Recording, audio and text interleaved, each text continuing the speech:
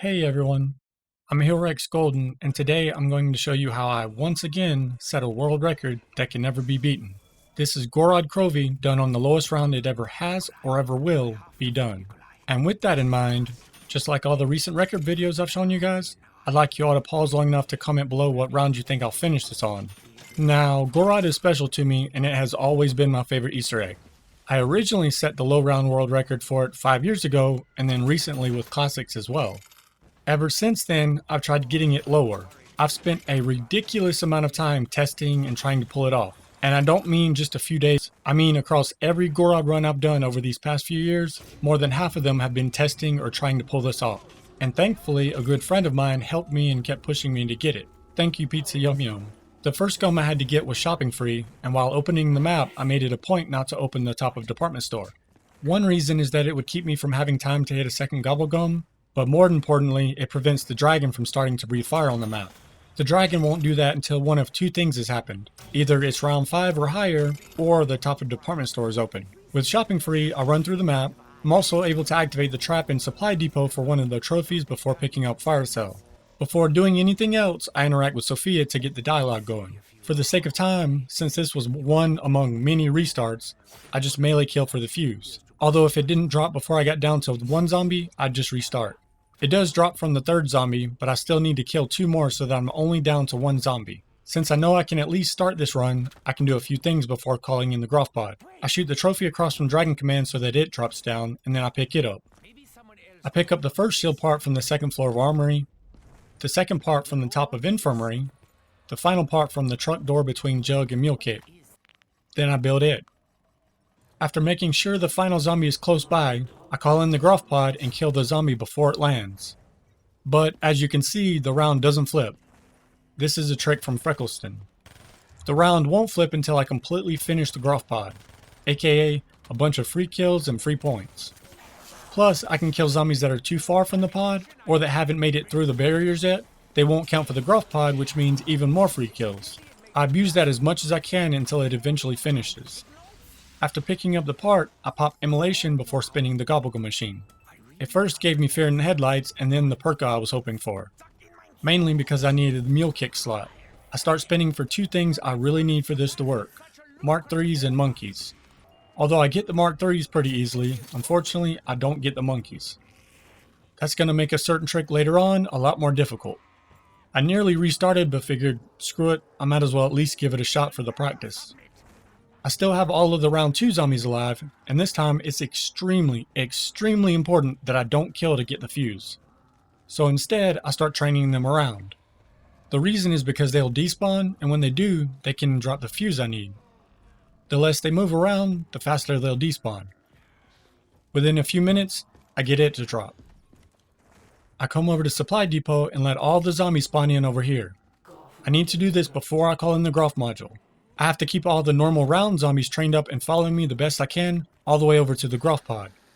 If I'm too far away and they despawn, they'll spawn over by the Groff pod and I'll end up losing them for the round. As long as I keep them away from the pod, then once the pod finishes, they'll spawn in afterwards as additional zombies. And if done right, I can make it so that I have enough zombies to finish the 3rd pod without ending the next round. With the zombies far enough away, once the Groff pod causes the round flip, I hurry and kill as much as I can to finish the pod. If I don't finish the pod fast enough, it'll start taking away from the round 3 zombies, and I definitely don't want that. Luckily, the zombies spawn in fast enough that I'm able to finish it within a few seconds while still keeping all of my normal round zombies alive. I grab the part, make sure to throw all my Widow's Wine grenades, and then spin for a Gobblegum to pick up Idolize. I head over to Tank now, and make sure to shield blast a window near Double Tap to get another trophy. Since I have Idolize, once the zombies are all here, I use it to help speed up the process for the fuse to drop. As I mentioned, the less they move, the faster they'll despawn. After it drops, I run away from Tank so that the zombies despawn. That way I don't get trapped by all of them as I go to place the fuse. This time, there's no need to train the zombies all the way over to the Groff pod, since, if done right, I should have more than the 15 needed to finish the pod without the round flipping. The pod lands over in Supply Depot this time, so I run over and start killing for it. The only thing I have to be careful about now is making sure I don't kill zombies that are too far away. I need every kill to count for the pod. Other than that, and making sure to only kill the 15 zombies I need, I should be safe. Even knowing that, I can't help worrying as the pod finishes, crossing my fingers that the round stays the same. Thankfully, it stays on round 3. So I pick up the final part from the pod, then take the parts over to the room with the shield in it and place them down. Now I'm able to ride the dragon over to the pack area. While doing this, I still don't want to kill any zombies. I ride the dragon over, and once I land, I come down to the bottom floor to shoot the egg and then pick it up. After jumping in the sewer to get back to the regular map, I shoot the light as I go past it so it will let me pick up another trophy. Now is when I have to buy the door to the top of the department store. As far as the egg goes, the dragon does not need to breathe directly on it for it to register. It simply needs to breathe fire anywhere on the map for it to count. After placing it down, I take a different dragon back over to the pack to help unlock the dragon wings. I do make sure that the dragon lights the map on fire first, just to be safe. I come down to the second floor and grab the trophy that I unlocked earlier while going through the sewer, then come and wait near the generator on the bottom floor. As long as there are at least a few zombies, the second time you come over to the pack area, one of them will spawn as a Valkyrie. This means I can also do the valve step this round. I kill it once it gets here, which powers the generator, and then jump back into the sewer. I actually misclicked while doing valves and ended up doing them all wrong, but even with that, I still had enough time to go back through and correct them in time to grab the canister. I place the canister in Sophia and then shoot the letters so that they line up to say Kronos. I intentionally don't interact to input the code yet though. I ride back over to the pack area once again and flip the round there. This way I can spin for a gobblegum and pack a punch if it gives me shopping free. It gives immolation though, which means I have another shot at getting the monkeys. Before using it, I kill until I'm lower on zombies, and while doing this, I have to make absolutely certain that I get a fuse to drop. Yes, you guys heard that right, I need a fuse. In fact, this whole run depends on it. Thankfully, I was able to get one, and once I was low enough on zombies, I popped the immolation to try for the monkeys again.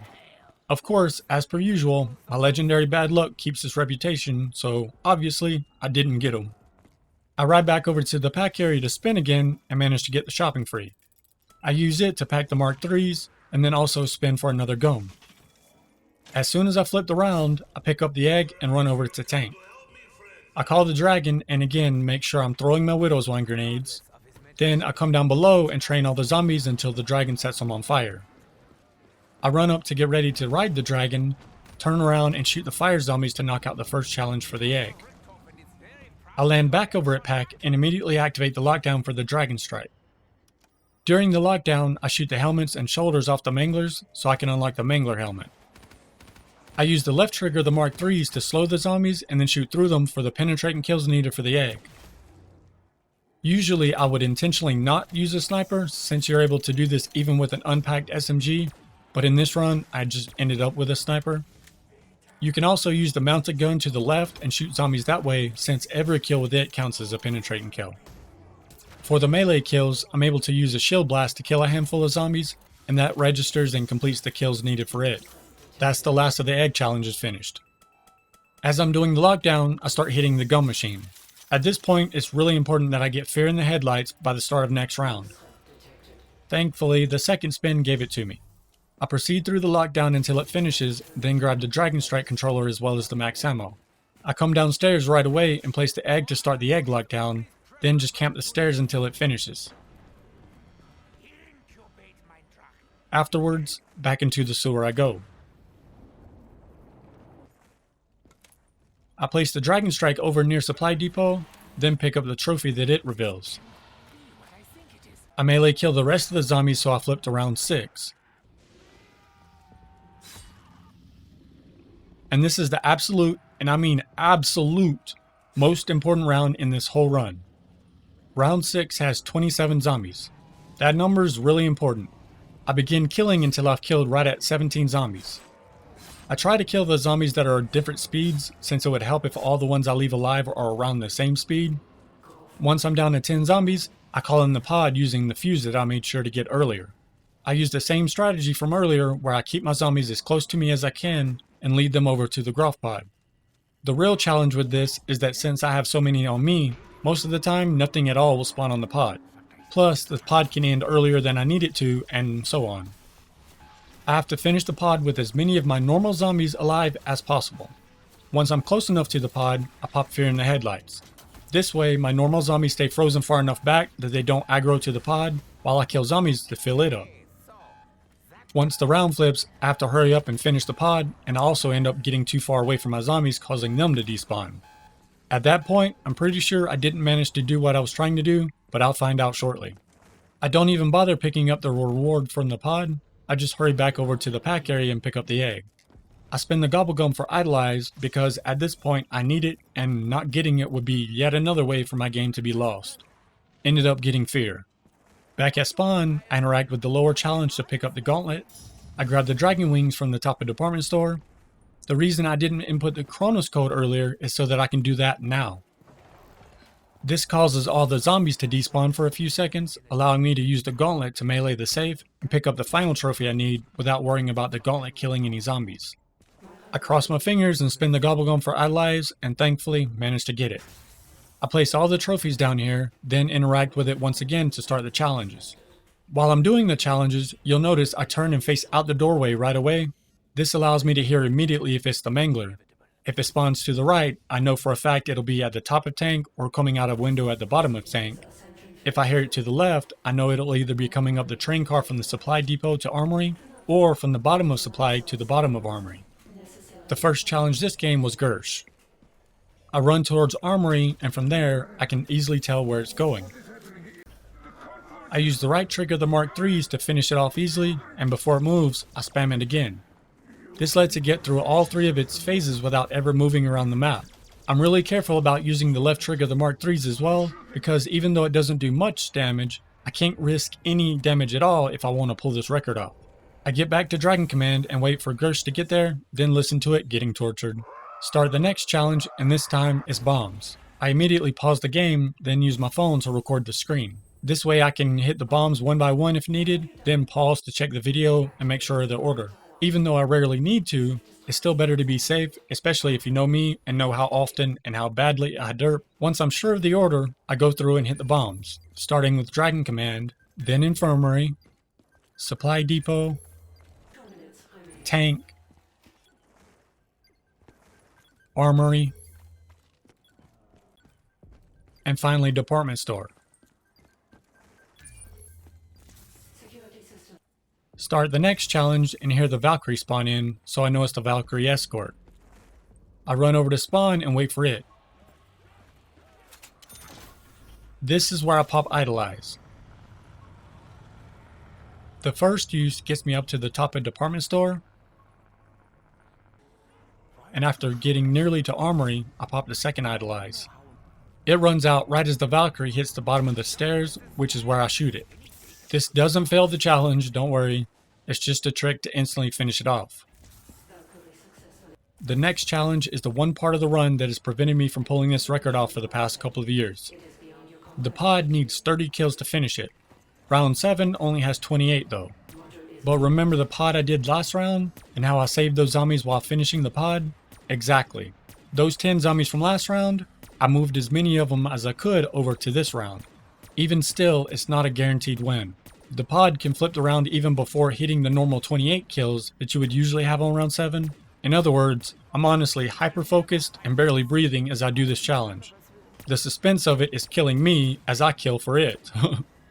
Obviously, I'm making sure not to kill anything past 30. I guess you could say I may have been a little hyped as the pod finished and the round hadn't flipped.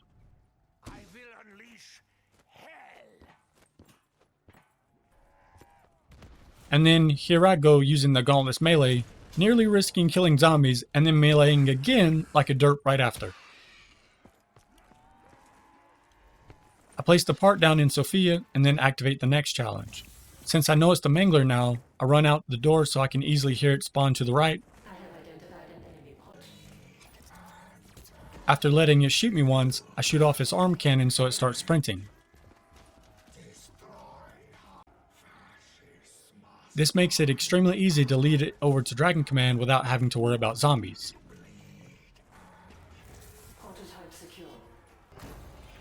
I activate the final challenge, which is always the Mangler lockdown over at the Pack-a-Punch area. Since I have the dragon wings, I use the fast travel rather than riding the dragon, then come downstairs to activate the lockdown. I use the Mark IIIs to do the first wave of manglers as normal, since I need the kills to recharge the gauntlet. On the second wave, I leave one mangler alive after shooting his arm cannon off, then train it around the room until the download progress completely finishes. Once it does finish, I kill the mangler so that lockdown wraps up. I grab the keycard and take the sewer back to spawn again. Back over at Dragon Command, I give it to Sophia. After a moment, I'm able to pick up the power core. I take it over to spawn and use my little dragon to take the power core over to Nikolai. Run back towards Dragon Command for the final time, and as soon as I hit the stairs, I call my dragon back. It would be really painful if it killed zombies at this point and caused a round flip, right? After getting back over to Dragon Command, Sophia gives a bit more dialogue, so I have to wait a minute, but finally I'm able to enter the boss fight.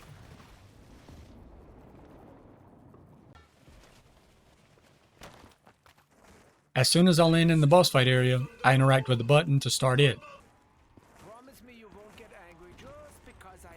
As you can see, I'm clearly struggling and panicking already. I make sure I'm going around the room clockwise. That way I'm able to shoot the dragon while walking past it without any issue.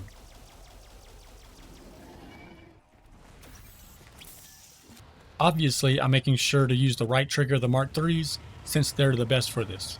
Then I start going the opposite direction, so I'm able to do the same thing when I need to shoot the dragon the second time.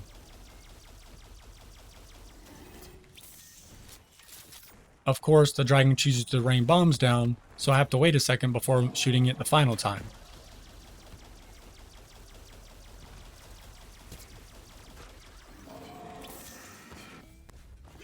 I'll actually let the full Nikolai fight play out rather than clipping it because of just how difficult it is, as you guys are about to see.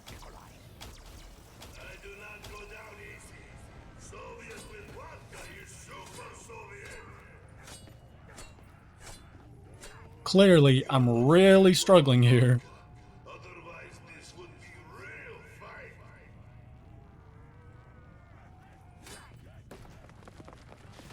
But eventually, I managed to kill it,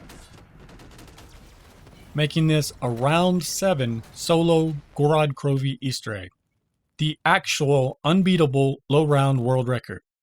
Thank you guys again for watching this run, and I hope to see you all soon in the next one. Until then, I'll catch you all later.